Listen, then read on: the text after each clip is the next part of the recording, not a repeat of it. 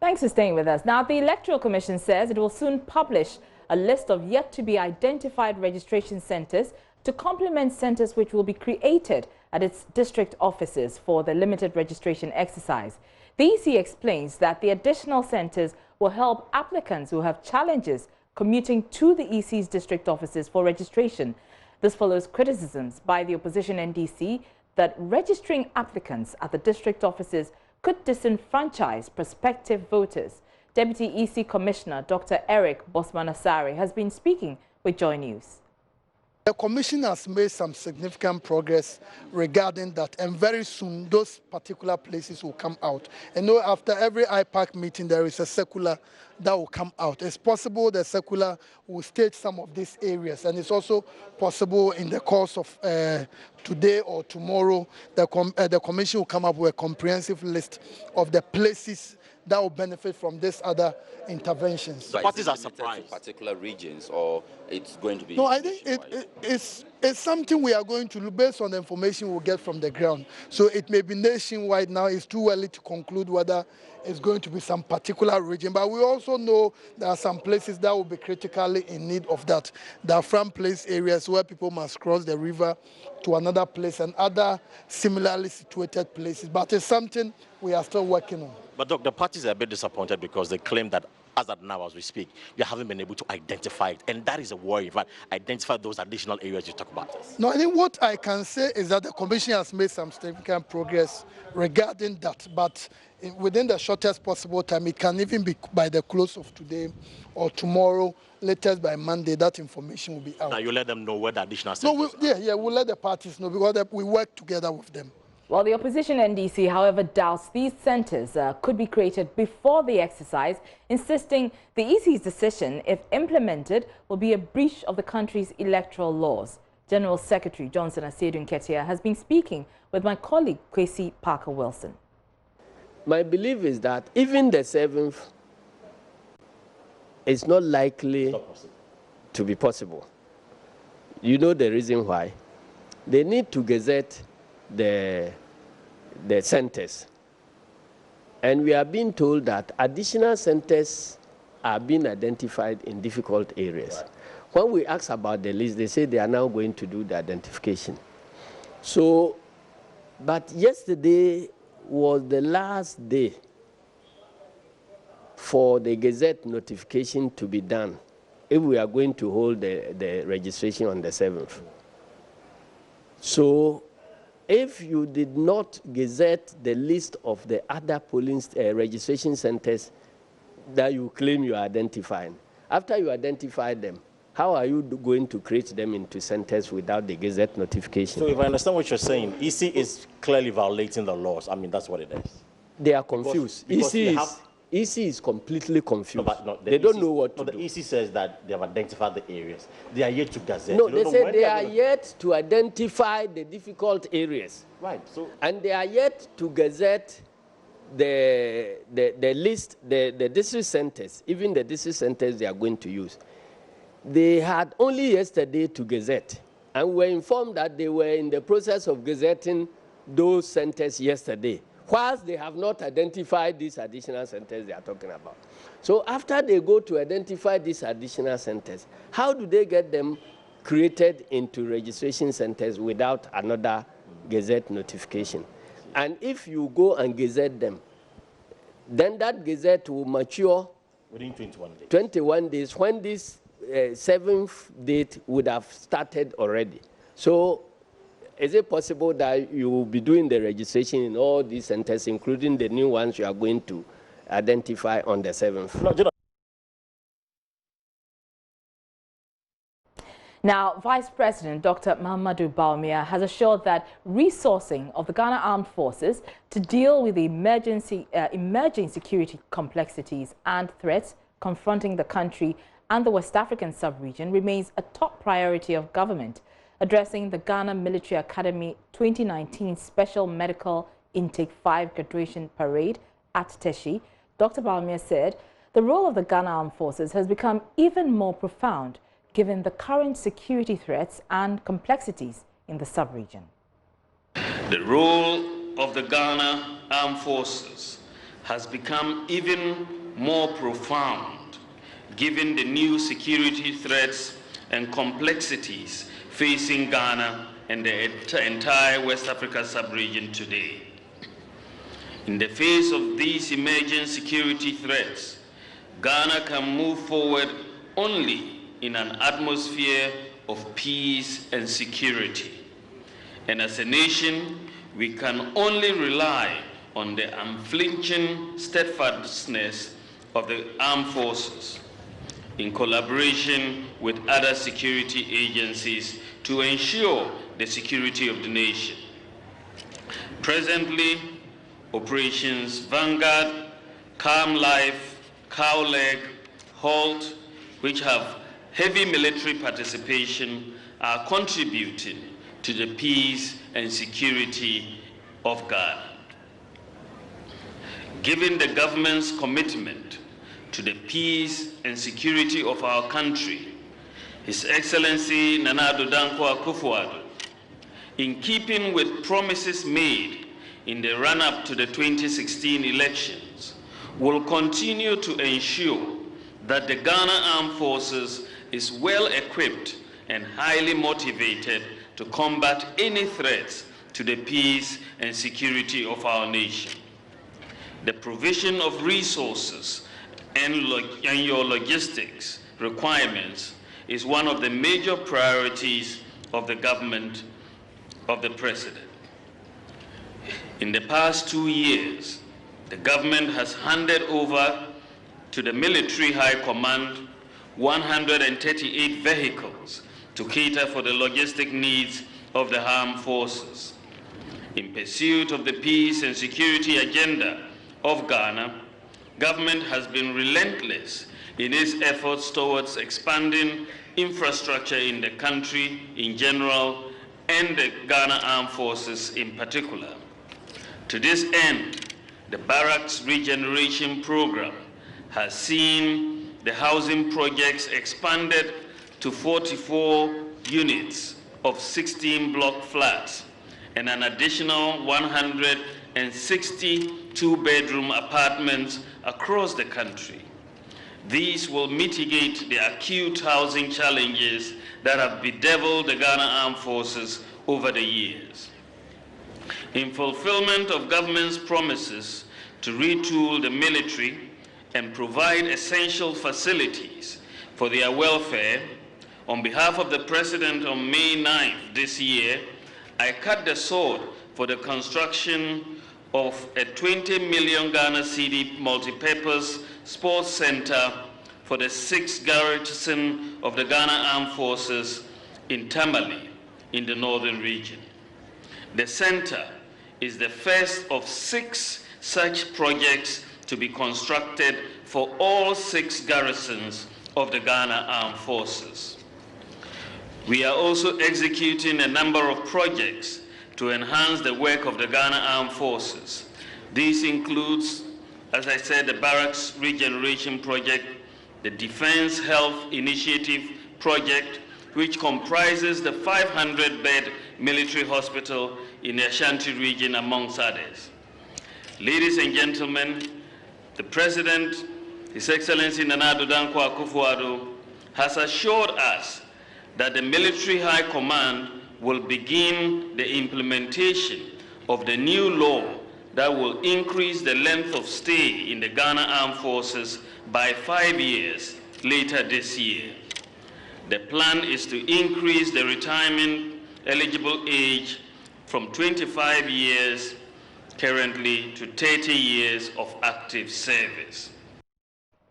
Now, the Minister for the Interior has renewed the curfew hours imposed on 3 towns in the northern region.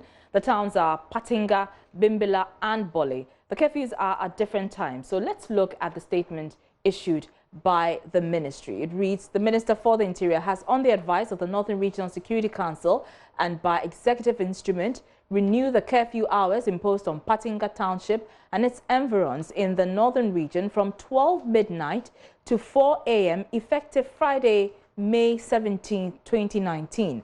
Government continues to express its appreciation to the chiefs, elders, opinion leaders, youth and people of the area and urged them to exercise restraint in the face of the challenges confronting them, as well as to use non-violent means to channel their energies into ensuring peace. Meanwhile, there is a total ban on all persons in the Patinga and surrounding areas from carrying arms, ammunition or any offensive weapons, and any persons found with any arms or ammunition will be arrested and prosecuted, and is signed by the Minister for the Interior, Ambrose Derry.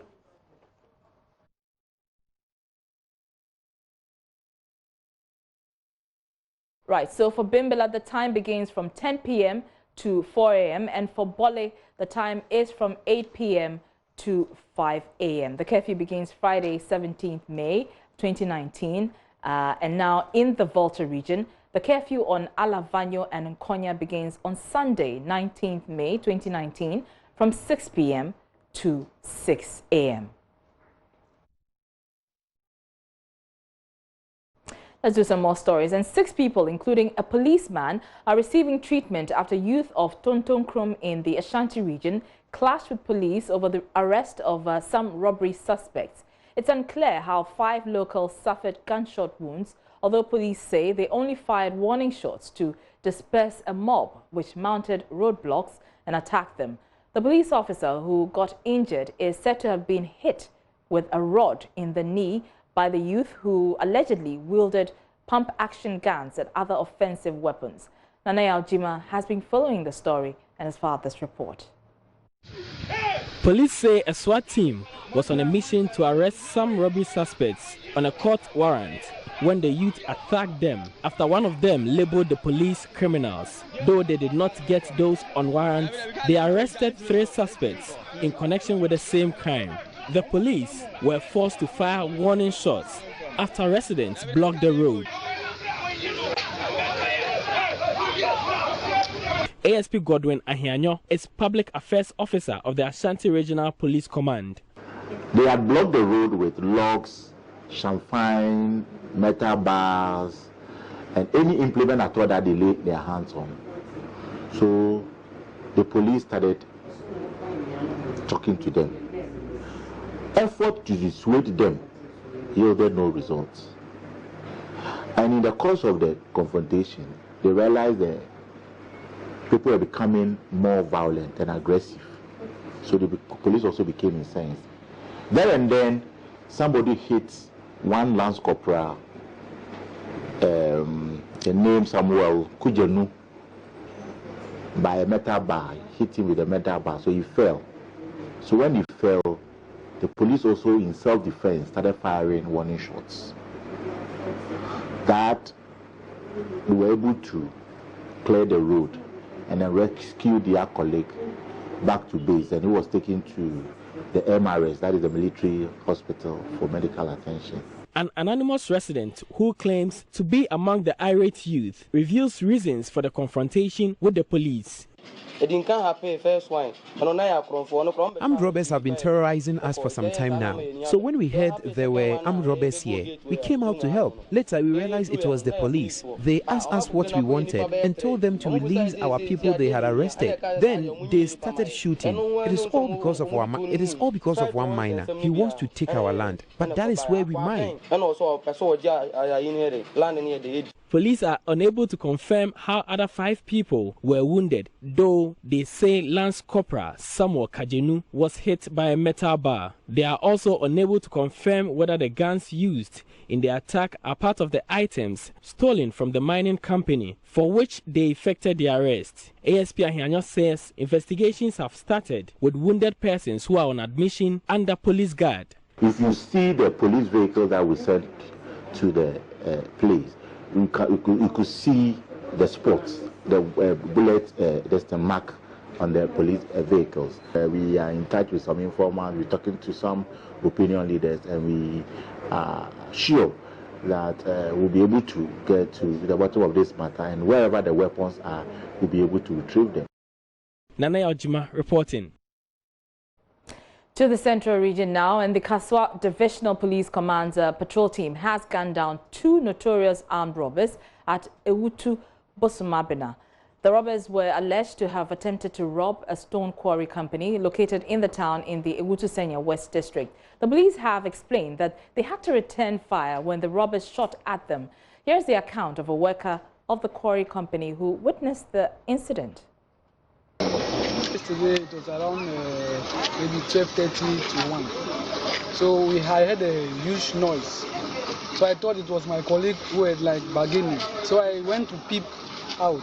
So I discovered it was some type of men masked themselves. Yeah. So as I got inside the room, immediately the guy who saw me as I came to peep followed me in the room, and he moved his pistol there and surrendered me that I should remove the money that I have on my phone. So as I was sitting in the room where the way I was sleeping, he could not see anything. So I just told him that was where the money is and that was where the phone is. So now he told me to lie down. I lie down. He kicked me on the level of my waist. Then he told me to come and meet. He took me to meet my colleagues where they were lying down. So as we were there now, he was saying we are making noise, we are making noise. After he took his leg now and smashed my head. As he smashed my back neck here, so my teeth now went and placed me here. So I'm feeling pains. I'm feeling pains. How many were they? There were just two that came there. Two of them that came there. Yeah. The Kaswa Divisional Police Commander, Chief Superintendent Curfew, has also been given details of the shootout. At a duty point at Busumabra, a Chinese company that produces quarry. In the process, one policeman was shot in the arm, but at the end of the day, the two policemen were able to kill two of the robbers, and they are currently taken to police hospital for preservation whilst investigation continues. The man was disarmed because he was short of ammunition, and at that point there was nothing he could do than to surrender, hence why he was captured. We would like to send messages to the general public. Whoever have information on any criminal activities, especially the robbers, they must inform the police for us to move swiftly to arrest them. What is it? He's taken to police hospital receiving medical treatment. The policeman ran short of ammunition, and at that point there was nothing he could do than to surrender, so the weapon was taken from him. Yeah. Any advice? We will advise the general public to volunteer information regarding whoever had the weapon, so that we can retrieve it from the general public and then to save the situation or to save the public. Good.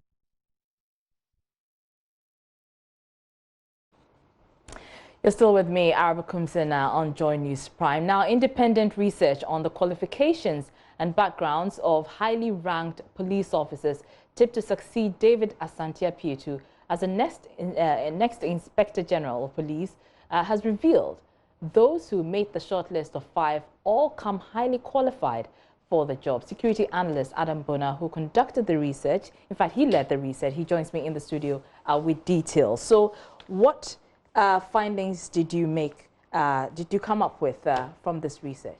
Well, it came out. I mean, looking at the profiling and interviews, we use various mechanisms to arrive at, what do you call it, shortlisting them, scaling them down from 12 to 5. And so some of the things that came out were, you realize that, almost all the 5 had very good human relations. Right. And if you look at someone like Kofi Boakye, let's start with Yohonu, who, according to what the findings, suggested to be the first, to have come out with the most in terms of marks, is somebody who, when it comes to effecting or leading and charging and making sure those who commit crimes are, arrested, he's done it so many times. Right. If you take Kofi Boakye, he's somebody who, according to, and remember we had to speak to close to 522 police officers, to, you know, scale the number down from 12 to 5. And out of that, most of them had some wonderful things to say about the 5, but there were others who thought those who were not, who didn't make the 5, really didn't qualify. Okay, and so, just for the benefit of those who might be wondering at the back of their minds who these 5 are, let's quickly list them. You mentioned Kofi Boakye, you mentioned Yohonu. Yohonu. Let's start with Sanziri. Viv Sanziri, COP, Viv Sanziri. Right. Mamea Tiwa, CID boss. Right. You want to talk about Kofi Boakye. Right. You want to talk about Deputy Inspector General of Police, James Opombuenu. Okay. You want to talk about COP, Christian Tete Yohonu. This made the final list. And all of them, I mean, if you ask me, I would say you more than qualified to be the IGP, or, you know, the IGP and the Deputy IGP. And so the most, I mean, what we set out to do was to, instead of people conjecturing and saying, oh, this person is Shootout, because then getting the IGP should not be about what people think out there to be, I mean, so this person will be suitable. What criteria should be used in selecting the next IGP? You want to look at serving police officers and ex-police officers, because then as a civilian, how much do you know who a police officer is? Amongst them, they know who can lead better and who cannot lead better. And so if we are going to, you know, select a police officer and we also leave it in the hands of the politicians, then what then happens is that we, by and large, the Constitution says the president has the sole mandate to appoint an IGP in consultation with the Council of State. But I think that as taxpayers and as, you know, civil society, as those of us who have knowledge in this area, we need to add to knowledge. We need to make sure that if among these people, one of them or 2 of them become IGP and a deputy, the public information about them, the raw data we collected, is going to be put out there, and so you get to know who this person is. Is he of any substance or no substance at all? So that is what we set out to do. So if you just turn to your left, you see a chart there. Tell us about this. What is it indicating? It's indicating the total score. Okay. I mean, when you go into the analysis, each of them we had about 8 categories. We had the ranks,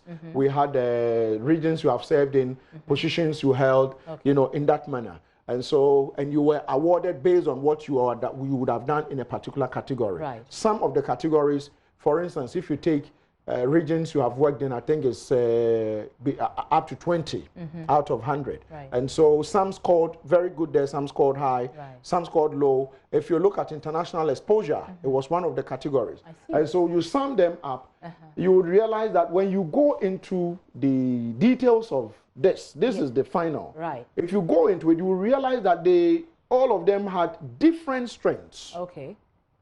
Even though you would realize COP Tete Yohonu is topping the chart, when you go in there, there are areas that some others beat him with regards to, you know, in terms of the categories. So, I mean, if you go in there, you would realize probably Kofi Boakye would have beaten him something, and then in that manner.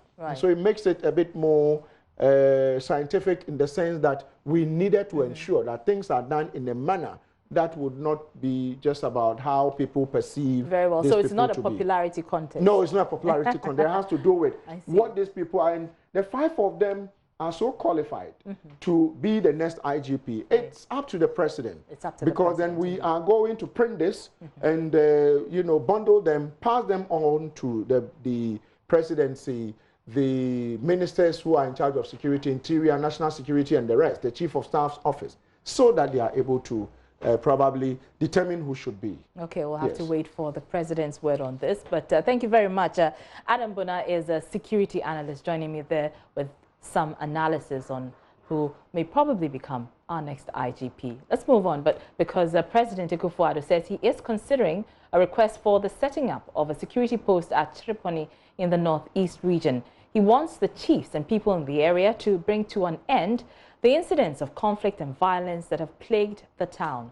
The president, who is in the region to familiarize with work done so far for smooth administration, said the new Ghana has no place for conflict and wants the feuding factions to work towards peace. region, but also to appeal to you that the old statement that there is strength in unity. United we stand, divided we fall. And let us go about the beginning, the construction of this new region with this single, undivided objective that we're going to build a great new region. In the years to come, when people look back on what has happened, they'll say, yes, in the time of the Nairi, Na Bohugu, Abdullahi Sheriga, and Nana Akufo-Addo as president, the Northeast region took off, and we gave. You're still watching Joy News Prime with me, Arba Kumsin. We're taking a breather, but still ahead in business, Ecobank Ghana justifies decision not to declare dividends despite a 36% increase in profit in 2018. If you look at Ecobank's position on the market, Ecobank's balance sheet and revenue generation capacity, it's important that we maintain adequate capital. And former President Rawlings is unhappy about the insanitary conditions in many parts of the country. Man, who is investing so much in our infrastructure, universities, you are here, is Sani, to the extent that it has, Ghana, Accra, Kumasi, therefore, this is retrogressive. It's an uncivilized behavior. More of that later in the bulletin.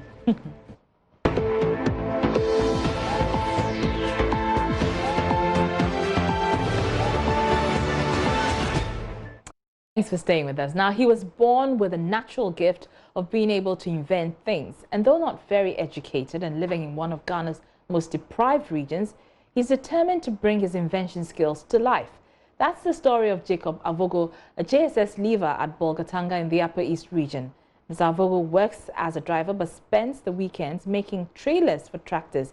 He's also been able to invent a borehole drilling machine all by himself. However, due to lack of financial support, Jacob Avogo is unable to go commercial with his inventions. Joy News' Upper East correspondent Albert Sori visited him at his workshop and has come through with this report. It is a hot Saturday afternoon in Bolgatanga, and Jacob Avogo should perhaps be cooling off somewhere after working as a driver throughout the week.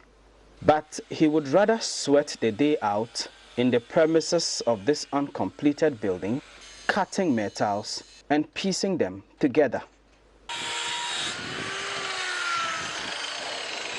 Jacob is making a trailer that can be used with either a tractor on a farm or a truck. He has been doing this for a year now. I went into the building of these tractor trailers and pickup trailers when I noticed that a lot of farmers were always going around asking those who have trailers if they could rent the trailers out to them. And even if they could rent out to them, the amount they were charging was always high. So I decided to do my own research on the net. So most of the designs, I have to redesign them to suit where we operate. This trailer he is currently working on, when completed, will be the fourth one he has invented. And this one here is finished and ready for the market.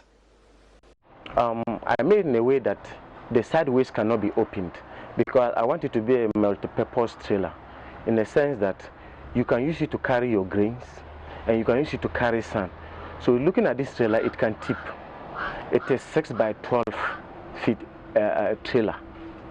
So you connect the hydraulic system to your tractor, and whatever you carry and you want to tip, you only operate it and it tips. If you don't want to tip, you can carry your bags or any other thing on it in water or blocks. So it will serve the purpose. Jacob, like many young inventors in Ghana, wants to use his skills to help the government reduce how much it is spending on imports. But without financial support, his dream is only a mirage. I started it on my own. I didn't get any support. I actually have to sell my motorbike. I had an old motorbike. I have to sell it. I sold my bicycle I was using to build that small trailer. A lot of people have been calling me, especially the small trailer I built. They are asking me how much they want to buy. When I say they should bring deposit, they are not always ready, but they say I should finish it. But then I don't have the funds. So I need the support, first of all, to start to set up the workshop. And of course, you know, you need to buy raw materials to start production. And the raw materials, I don't need to travel far. We have them within the country, within the region. So if Ministry of Agric is importing 200 trailers, tractors, they should import the tractors, leaving the trailers. And then I don't think I'm the only one building this. There are other people or my colleagues who are also good as I am, or even more than me. When I look at the open market, if you have to import one trailer, it's costing about 18,000 to 25,000. If I need to build that same trailer that they are selling at 18,000, I can build it and sell it at 15,000, which will be far, far cheaper and durable than the one they import.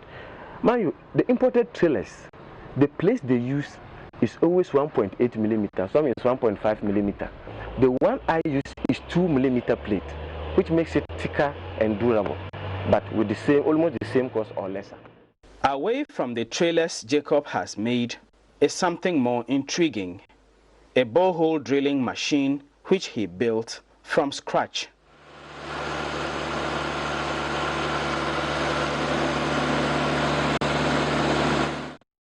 He said it took him 4 years to finish building this machine. This is a borehole drilling rig, and this can actually go 120 meters deep. I saw it on the net and decided to do more research on it to see how I could produce one in Ghana. Then while I was doing the research, there was an NGO in Ghana who were also using this same particular drilling rig. So I decided to go to them, look at the machine, did some investigation and did some authentication on how I could get proper materials to build this one. Jacob tested the borehole drilling machine and it worked, but at the moment he is unable to use it for any commercial purposes because of one challenge. As at now, I need a compressor to power this machine to start drilling.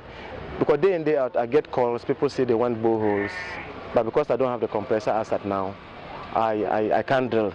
The compressor costs between 60,000 to 70,000 Ghana cedis, because all the compressors are built on the rigs, so they don't have separate compressors that you can even rent. Actually, my aim was to have 2 of these rigs in every region, drilling for communities, private people, mechanizing it for schools, clinics. That was my aim. So if the government or individuals can come in for us to partner to build this in large quantities, it will really help us. Jacob says his highest educational qualification is a junior secondary school certificate, and his being able to do this can only be described as a God-given talent. It has not been easy when I started building this. A lot of people said it's not possible to build a rig in Ghana, but that is not the case. I built this rig in Ghana and in Bolga. If I am sponsored right now, I can build another one and complete it in 4 weeks for it to start drilling. There could be hundreds of youth like Jacob in Ghana, but his is a tale of gifted hands and untapped potential. With the needed support, Jacob Avogo could employ dozens of Ghanaian youth and perhaps one day put Ghana on the international map through his skills. For Joy News. A tale of gifted hands indeed. Now, smoke weavers in Daboya in the North Gonja district of the Savannah region are appealing to government to, as a matter of priority, adopt the Daboya Smock Sector for its One District, One Factory program. They said the sector, when adopted, would also save more lives and prevent others from collapsing. According to the weavers, apart from the scarcity of some key raw materials in the system, prices continue to go up, making it difficult, if not impossible, to produce. They however hope government's intervention would improve the situation. These weavers are students who mostly come from neighboring communities during school vacation to work for pocket money. We are doing dyeing. It's a material that's local smoke dyeing. And the reason why we are doing here is it was done by our forefathers, and we also grown up and make it, and we begin to do. So they've taught us that this is the Zata and this is Gara. And before you can do a new pit, you have to get the old things inside the pit out. Then you dry these things. You dry the Zata. After Baba, it is coming from Ivory Coast. It's Ivory Coast that they are getting it, and it's a smuggled material, chemical. Every time that they are bringing it, they used to arrest them just because it's not from here. It's because it's from other place. So if government is to use it as one district, we'll be rest assured that the chemicals that we don't get, we'll get it just because everything that the government is going to do will be easier for the people that is to provide the things for. So we believe that the Baba that we don't get, we'll get it easy. It will be there for us to use for our work. When you buy this one like this, you can't even get, when you use it, you can't buy more than one.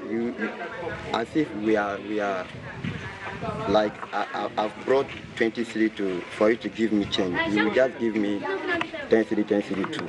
Like that's how we are doing now.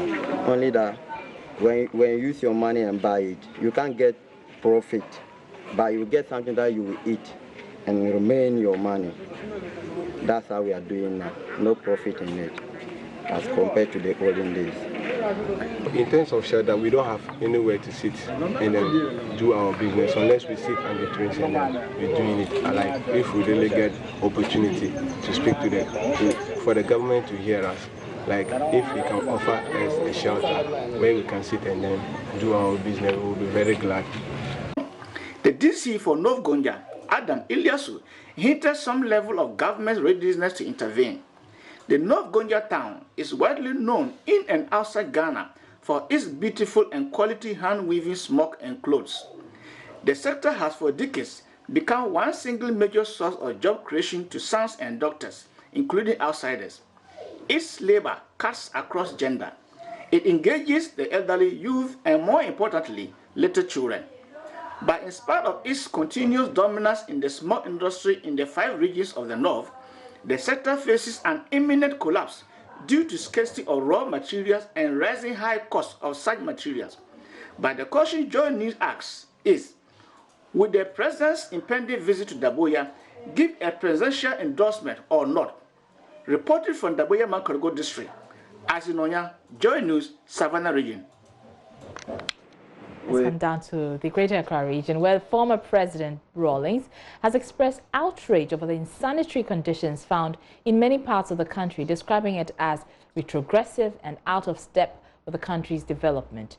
He was speaking at a sensitization ceremony for the construction of the Cleveland Morgan Mother and Child Center at the Mahamudu General Hospital on Thursday.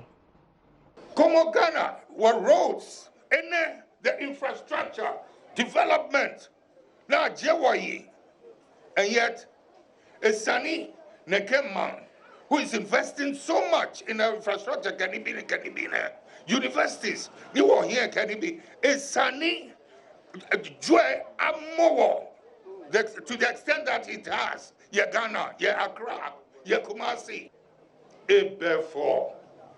This is retrogressive. It's an uncivilized behavior. Time in the past, we were care health facilities there, and we comported and conducted ourselves in a very responsible, disciplined manner. It was a better reflection of the quality of the human being. Now, Africa World Airline is contributing to improvement of education and health in communities in its operational catchment areas. Schools in the Ashanti, Greater Accra, Northern and Western regions are receiving support under the Hainan AWA Foundation. Nane Ojima was at a donation of some computers to students of Trapani JHS and has filed this report.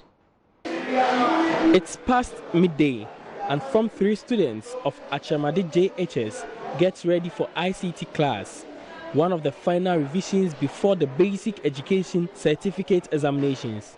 They rush in because each student wants to catch a seat close to a laptop in order to have better access and follow the practical lesson. At least 10 students sit behind each of the only 3 functional laptops out of the 24 in the ICT lab supplied by government in 2012. We don't have enough computers here, and sometimes when they come to class, because there are many trying to use one, you know, ICT is fond of practicalities. You can't teach the child in an abstract way. So I have to come to a lab for some practicals. And here the kids, that when they come, because we don't have enough with us in the lab, we end up not teaching them well. Authorities are financially constrained to repair the faulty gadgets. Headmaster Samuel Ashanti says the situation negatively impacts on the school's performance in the BEC. The number we have is not enough. About 6 students or people uses one laptop or one computer, and so it was a big challenge for us.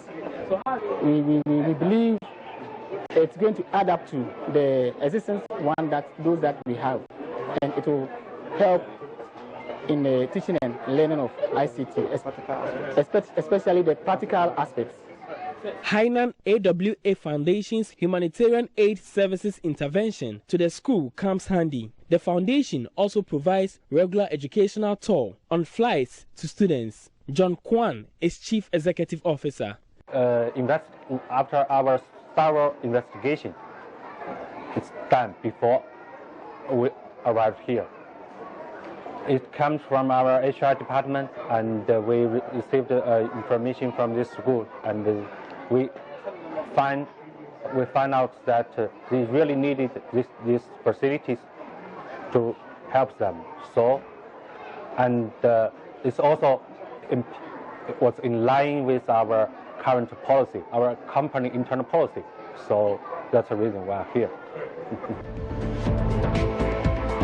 That's how we wrap it tonight. And for more news, you can log on to My Joy Online, as Mapito said. Good night. Thank you for joining us.